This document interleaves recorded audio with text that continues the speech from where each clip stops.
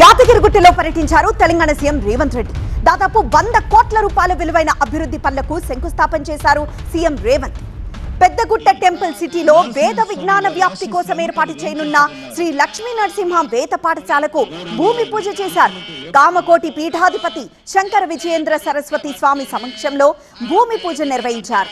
43 కోట్ల 80 లక్షల రూపాయలతో వేద పాఠశాల నిర్మితమవుతోంది. వైశ్వదేవి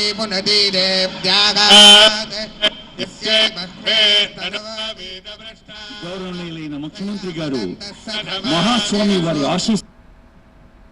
అనంతరం లక్ష్మీ నరసింహస్వామిని దర్శించుకున్నారు సీఎం రేవంత్ రెడ్డి. ప్రధాన ఆలయంలో ప్రత్యేక పూజలు నిర్వహించారు. కొండపై చేపట్టనున్న స్వామివారి నిత్య కళ్యాణ మండపం, దీక్షాపరుల సదన్, ఆలయ మాడవీధులకు వాయువ్య దిశగా మెట్ల నిర్మాణం, కొండ కింద వైకుంఠ ద్వార రాజగోపురం నుంచి కొండపైకి మెట్ల మార్గం, పైకప్పు నిర్మాణ పనులకు శంకుస్థాపనలు చేశారు సీఎం.